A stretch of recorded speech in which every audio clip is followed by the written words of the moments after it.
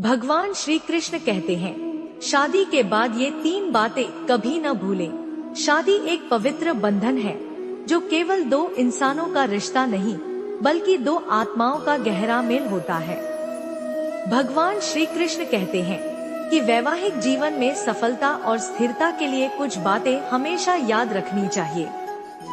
पहली सबसे महत्वपूर्ण बात यह है कि कभी भी अपने जीवन साथी की तुलना किसी और से न करें, क्योंकि हर इंसान ईश्वर की एक अनमोल रचना होता है और तुलना करने से रिश्ते में दरार आ जाती है।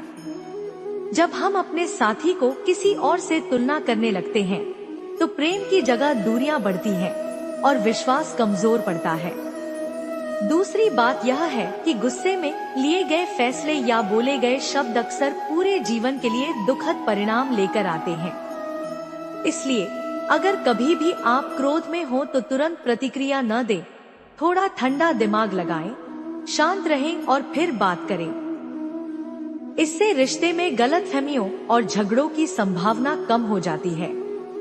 तीसरी और सबसे जरूरी बात है कि वैवाहिक जीवन में प्यार के साथ साथ सम्मान भी उतना ही आवश्यक है। जहां सम्मान होता है वहां रिश्ता मजबूत होता है और दोनों के बीच विश्वास गहरा होता है। यदि सम्मान की कमी हो जाए तो प्यार भी फीका पड़ जाता है।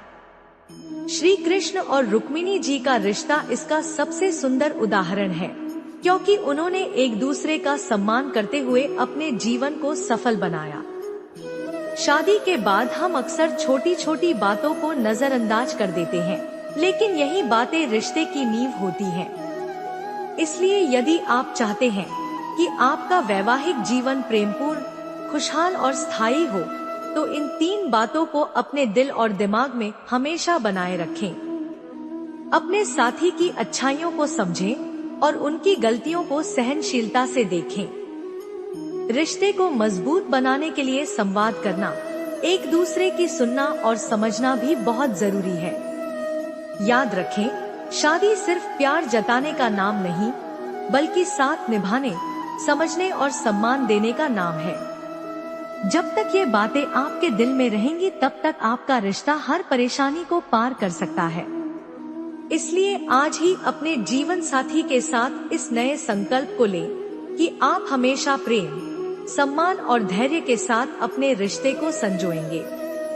यदि यह संदेश आपको अच्छा लगा हो तो इसे लाइक और शेयर जरूर करें और हमारे चैनल ज्ञान भंडार को सब्सक्राइब करना न भूलें, ताकि हम आपको ऐसे ही और भी महत्वपूर्ण ज्ञान देते रहें।